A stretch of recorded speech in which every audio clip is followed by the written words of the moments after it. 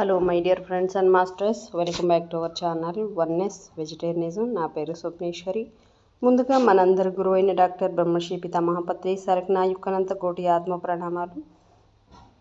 సమస్త విశ్వ చైతన్యానికి, ఆ మహామూల చైతన్యానికి, సమస్త గురు పరంపరకి, సమస్త గురుమండలికి అందరికీ నా యొక్క అనంత కోటి ఆత్మ ప్రణామాలు. కృష్ణాష్టమి శుభాకాంక్షలు. ప్రేక్షకులందరికీ నా యొక్క హృదయపూర్వకమైన కృతజ్ఞతలు. అలాగే ఆ పరమాత్మైన కృష్ణ పరమాత్మకు కూడా నా యొక్క అనంత కోటి ఆత్మ ప్రణామాలు. ఈ వర్తమాన క్షణంలో ఉన్న ఆ చైతన్యానికి, నా స్వయానికి అనంత కోటి ఆత్మ ప్రణామాలు. రోజులాగానే ఈరోజు కూడా మనం వర్తమాని భవాల నుంచి అద్భుతమైన ఆ జ్ఞానాన్ని విస్తారంగా తెలుసుకునే ప్రయత్నం చేద్దాం మాస్టర్స్. మరి ఎక్కాటోలు గారికి కూడా మరొక్కసారి మనందరి తరపు నుంచి హృదయపూర్వకమైన కృతజ్ఞతలు తెలియజేసుకుంటూ, సుఖ దుఃఖాలకు మించిన శాంతి ఉందా అని ఈ చాప్టర్లో ఉన్నాం. ఇప్పుడు మంచి చెడులను మించిన ఉన్నతమైన మంచి ప్రశ్న, సంతోషానికి అంతర్ప్రశాంతతకు మధ్య భేదం ఉందా? జవాబు ఉంది. అనుకూలంగా పరిగణించి పరిస్థితుల మీద సంతోషం ఆధారపడి ఉంటుంది, అంతర్శాంతి ఆధారపడి ఉంటుంది. ప్రశ్న: మన జీవితంలో కేవలం అనుకూల పరిస్థితులను ఆకర్షించే సంభావన ఉందా? మన ఆలోచన, మన దృక్పథం ఎప్పుడు అనుకూలంగా ఉంటే మనకు కేవలం అనుకూల సంఘటనలను సందర్భాలను మాత్రమే ప్రత్యక్షపరుచుకుంటాము, అవునా? జవాబు: మీకు నిజంగా అనుకూలత అంటే ఏమిటో, ప్రతికూలత అంటే ఏమిటో తెలుసా? మీకు పూర్తి విషయం తెలుసా? అవధులు, ఓటమి, అనారోగ్యం, కోల్పోవటం, మరి బాధ ఏ రూపంలో ఉన్నా కొంతమందికి గొప్ప గురువుగా మారింది అది. వాళ్లకు అసత్యమైన అహపు ప్రతిరూపాలను, బాహ్యమైన అహం నియమిత కోరికలను వదిలేయమని బోధించి, వాళ్లకు లోతును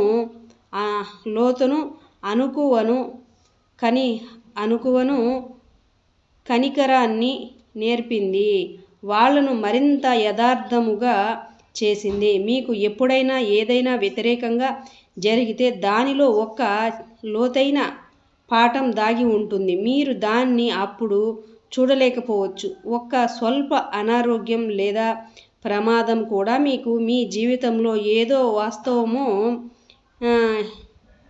ఏది అవాస్తవమో, ఏది అసలు అవాస్తవమో, ఏది కాదో చూడగలదు. ఉత్తమమైన దిశ నుంచి చూస్తే పరిస్థితులు ఎప్పుడూ అనుకూలంగానే ఉంటాయి. మరి ఖచ్చితంగా చెప్పాలంటే అనుకూలత, ప్రతికూలతలు లేనే లేవు. అవి ఎలా ఉన్నాయో అలానే ఉన్నాయి. మీరు ఎప్పుడైతే ఉన్నదాన్ని పూర్తిగా స్వీకరిస్తూ జీవిస్తారో అది మాత్రమే బుద్ధి స్థిరత గల జీవన విధానం. ఇక అప్పుడు మీ జీవితంలో మంచి చెడులు ఉండవు. ఉన్నతమైన మంచి మాత్రమే ఉంటుంది. అది చెడును కూడా కూడి ఉంటుంది. మనసు నుంచి చూస్తే మాత్రం మంచి చెడులు, ఇష్టాయిష్టాలు,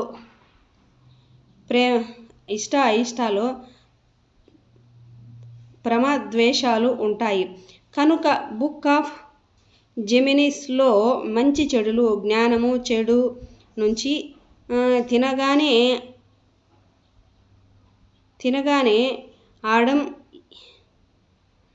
ఆడమ్ ఈవుల్ స్వర్గంలో ఉండే అవకాశాల్ని కోల్పోయారు. ప్రశ్న: ఇది నాకు తిరస్కారకరంగా, తనను తాను మోసం చేసుకుంటున్నట్లుగా అనిపిస్తుంది. నాకు గానీ, నాకు దగ్గరైన వారికి గానీ ఏదైనా భయంకరమైనది జరిగితే, ప్రమాదం, అనారోగ్యం, ఏమైనా బాధో లేక చావు, అది చెడు కానట్లు నేను నటిస్తున్నాను, కానీ వాస్తవానికి అది చెడే కనుక దాన్ని ఎందుకు నిరాకరించాలి? జవాబు: మీరు దేన్ని నటించట్లేదు, మీరు దాన్ని ఉన్నదున్నట్లుగా ఉండనిస్తున్నారు అంతే. ఈ ఉండనివ్వడం మిమ్మల్ని అనుకూల ప్రతికూల ధ్రువాలను సృష్టించే మనసు యొక్క ఆటంకించే మాదిరులకు మించి తీసుకువెళుతుంది. అది క్షమాపణ యొక్క ప్రముఖ దిశ. గతానికన్నా ప్రస్తుతాన్ని క్షమించడం మరింత ముఖ్యమైనది. ప్రతి క్షణాన్ని మీరు క్షమిస్తే, దాన్ని ఉన్నదున్నట్లుగా చూడనిస్తే, అప్పుడు ఆగ్రహము కూడుకోదు. దాన్ని తర్వాత ఎప్పుడో క్షమించాల్సిన అవసరం ఉండదు. ఇక్కడ మనము సంతోషం గురించి మాట్లాడుకోవట్లేదని గుర్తుంచుకోండి. ఉదాహరణకు, మీరు ప్రేమించే వ్యక్తి ఇప్పుడే చనిపోయినా, లేక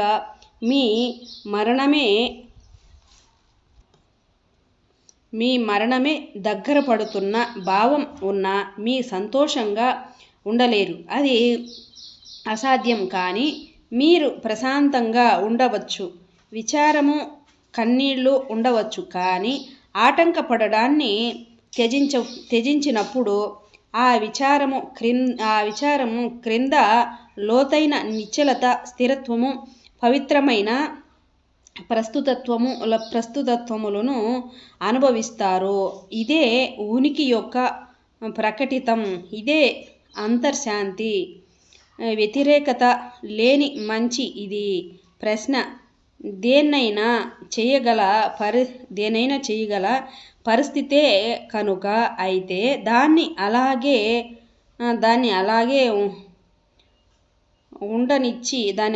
ఉండనిచ్చి అదే సమయంలో ఎలా మార్చగలుగుతాను?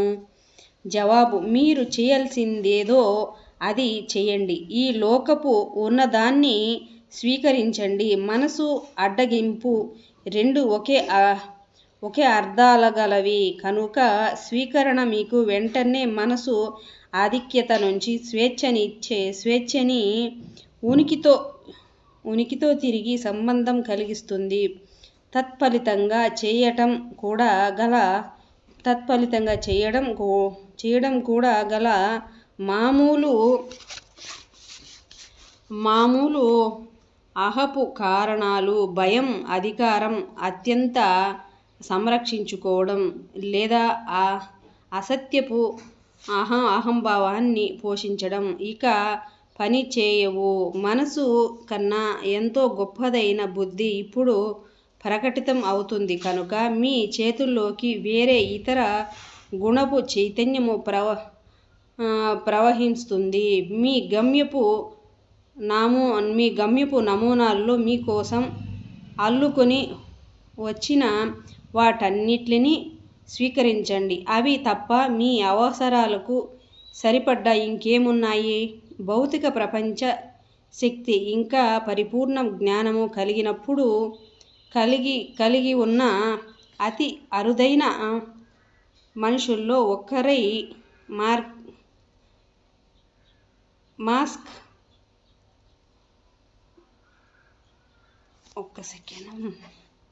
మార్కస్ ఆలియన్ 200 ఏళ్ల క్రితం దీన్ని వ్రాశారు. చాలామంది వాళ్ళు ఆ ఆటంకాన్ని త్యజించి క్షమించేలోపు విపరీతమైన దుఃఖాన్ని అనుభవించాల్సిన అవసరం ఉన్నట్లు కనిపిస్తుంది. వాళ్ళు అలా చేసిన వెంటనే గొప్ప అద్భుతాల్లో ఒకటి జరుగుతుంది. చెడుగా కనిపించే దాని ద్వారా ఉనికి చైతన్యపు మేల్కొలుపు, దుఃఖము నుండి అంతర్శాంతికి మార్పు. ప్రశాంతతలో ఉన్న చెడు దుఃఖానికి గల అంతిమ ప్రభావం ఏమిటంటే, అది మానవులను బలవంతంగా నామరూపాలకు మించి ఉన్న వారి సత్య స్వరూపాన్ని గ్రహించేలా చేస్తుంది. కనుక మనము విపరీత కోణం నుంచి చేసే చెడు వాస్తవానికి వ్యతిరేకత లేని ఉన్నతమైన మంచిలోని భాగమే. అయినా మీరు క్షమిస్తే తప్ప మీకు ఇది సత్యం కాజాలదు. అది జరిగేంత వరకు చెడు విమోచనం ఉండదు. కనుక అది అలాగే ఉంటుంది. క్షమాపణ ద్వారా అంటే వాస్తవమైన గతాన్ని త్యజించి ప్రస్తుత క్షణాన్ని ఉన్నట్లుగా ఉండనిస్తే అద్భుతమైన మార్పు లోపలే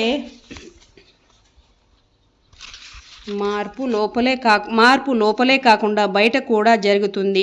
అమితమైన వర్తమాన శూన్య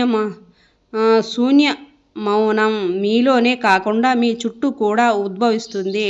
ఆ చైతన్య క్షేత్రంలోనికి ఏదైనా లేదా ఎవరైనా ప్రవేశించి దానిచే ప్రభావితులవుతారు. కొన్నిసార్లు వెంటనే కనిపించే విధంగా, మరికొన్ని సార్లు తర్వాత కాలంలో కనిపించే లోతైన స్థాయిలోని మార్పులుగా ఇది సంభవిస్తుంది. ఏమీ చేయకుండా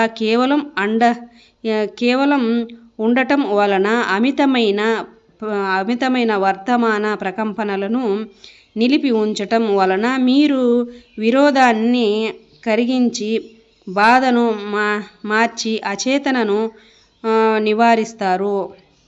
మీ జీవిత నాటకం యొక్క అంతం. ప్రశ్న: అంతర్శాంతి స్వీకరణ స్థితిలో మీరు దాన్ని చెడు అని పిలవకపోయినా మామూలు చైతన్యం దృష్టి నుంచి చెడు అనబడేది ఏదైనా ఇంకా మీ జీవితంలోకి రాగలదా? జవాబు: చాలా వరకు మానవ జీవితాల్లో చెడు అనబడేవి ఎరుకలేమి వలనే జరుగుతాయి. ఇవి స్వయంగా సృష్టించుకున్నవి లేదా అహం సృష్టించినవి. వాటిని నేను కొన్నిసార్లు నాటకం అని పిలుస్తుంటాను. మీరు పూర్తిగా చైతన్యవంతులైతే నాటకం ఇంకా మీ జీవితంలోకి రాదు. అహం ఎలా పనిచేస్తుందో, నాటకాన్ని సృష్టిస్తుందో ఇప్పుడు క్లుప్తంగా గుర్తు చేసుకుందాం. మీరు గమనించే చైతన్యంగా ప్రత్యక్షమై లేనప్పుడు మీ జీవితాన్ని నడిపించేదేది గమనించబడని మనసే అహం. అహం తనను తాను క్రూరమైన విశ్వంలో ఒక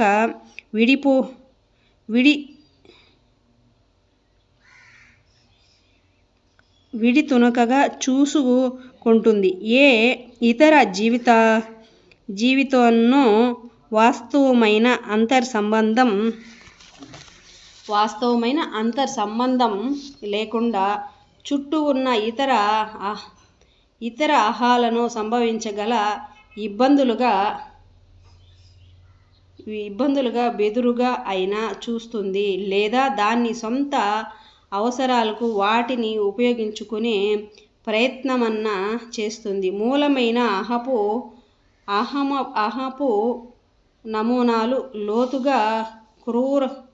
లోతుగా కూరుకుపోయిన దాని సొంత భావాన్ని లేమి భావనను పోరాడేందుకు ఉద్దేశించబడతాయి. అవి ఆటంకము, అధికారము, ఆధీనము చేసుకోవడం, అత్యవశ్య దాడి, రక్షణలు. కొన్ని అహపు ఎత్తులు అమితమైన తెలివిని కలిగి ఉంటాయి, కానీ అవి ఎప్పుడూ నిజంగా అహపు సంస్కారాలనేమీ పరిష్కరించవు. ఎందుకంటే అహమే పెద్ద సమస్య కనుక. అహాలు దగ్గరకు చేరినప్పుడు వ్యక్తిగత సంబంధాల్లో కానీ వ్యవస్థల్లో కానీ చెడు ముందో తర్వాతో జరుగుతుంది. ఒక రకమైన నాటకంగా, ఘర్షణగా రూపంలో సమస్యలు, అధికార పోరాటాలు, మానసిక మరి భౌతిక హింస మొదలైన రూపాల్లో సంభవిస్తుంది. ఇందులో సామూహిక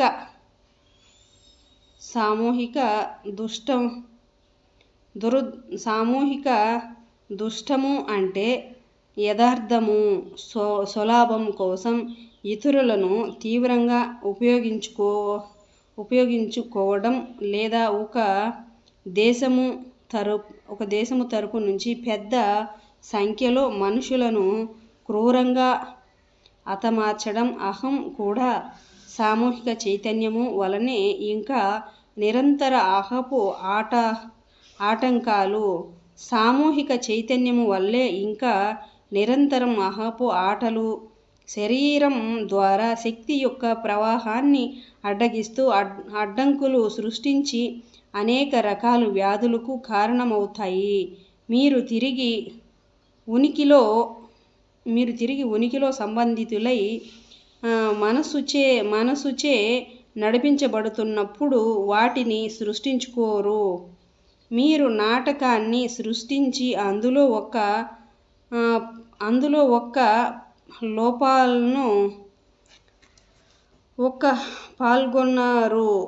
పాల్గొనరు. ఎప్పుడైనా 2 లేదా ఎక్కువ అహాలు కలిసినప్పుడు ఒక రకంగానో మరో రకంగానో నాటకం సంభవిస్తుంది. కానీ పూర్తిగా ఒంటరిగా ఉన్నప్పటికీ మీరు మీ సొంత నాటకాన్ని సృష్టించుకుంటారు. మీపై మీరు జాలిపడినప్పుడు అది నాటకమే. మీరు ఆతృతను పశ్చాత్తాపాన్ని పొందితే అది నాటకమే. వర్తమానాన్ని భూత భవిష్యత్తుల్లో అడ్డుకుంటే మీరు కాలాన్ని సృష్టిస్తారు. మానసిక కాలమే నాటకం తయారయ్యే ప్రదేశం. ఈ క్షణాన్ని ఉండనిస్తూ దాన్ని గౌరవించకపోతే మీరు నాటకాన్ని సృష్టించినట్లే. చాలామంది వారి జీవిత నాటకాలను ప్రేమిస్తున్నారు. వారి గుర్తింపే, వారి కథే వారి జీవితాన్ని. అహం నడిపిస్తూ వారి అహంభావాలనంతా దానిలో పెట్టుబడిగా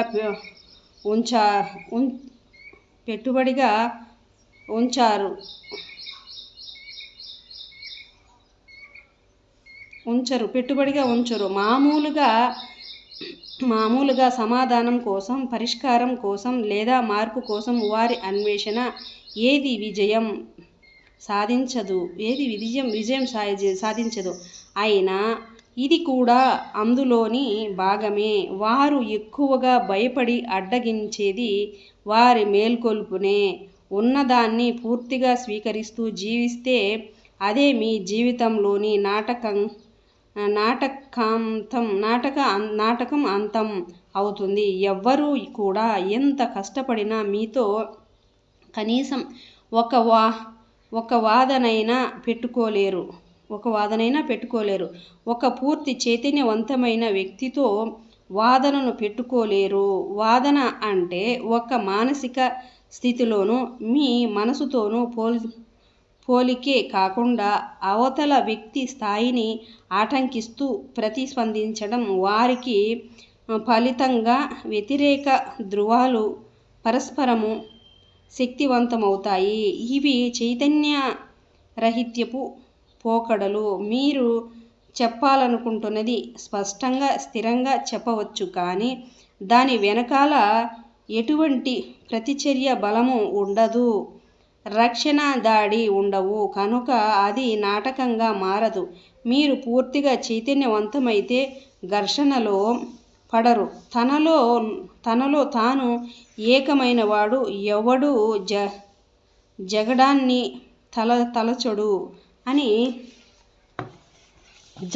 తలచడని ఏ కోర్స్ ఇన్ మిరాకిల్స్ చెప్పింది. ఇది ఇతరులతో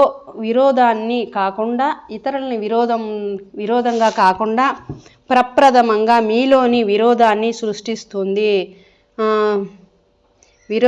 సూచిస్తుంది. మీ మనసు యొక్క ఆపేక్షలు, అధికార కోరికలు ఇప్పుడు ఉన్నదానికి మధ్య ఎటువంటి ఘర్షణ లేనప్పుడు అది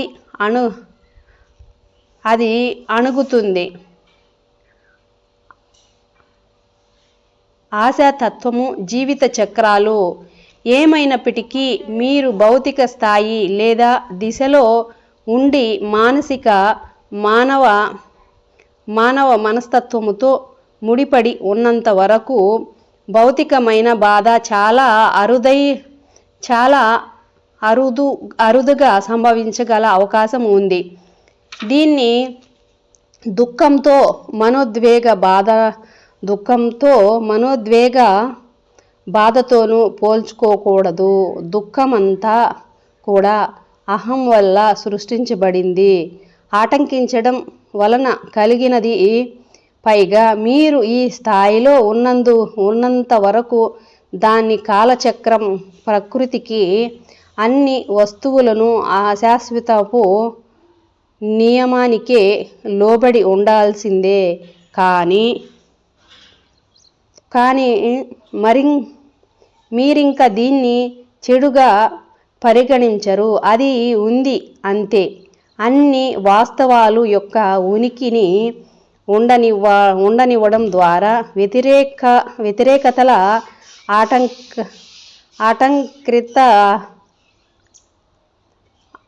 ఆటంక్రింద ఉన్న ఒక్క లోతైన పరిమాణము తనను తాను స్థిరంగా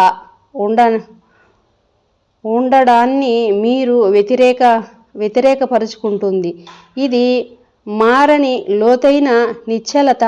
మంచి చెడులను మంచి ఉన్న కారణరహిత ఆనందము ఇదే.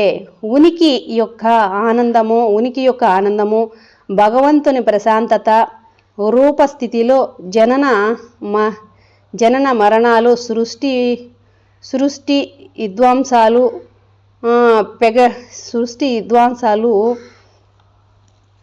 పెరగటం, తరగటం, నాశనం అవ్వటం, భిన్న రూపాలు వంటివి ఉన్నాయి.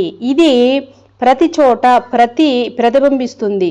ఒక నక్షత్రం లేదా గ్రహం యొక్క జీవిత చక్రంలో, ఒక భౌతిక శరీరంలో, ఒక చెట్టులో, దేశాల ఎదుగుదలలో కూడా ఇదే ఉంటుందంట.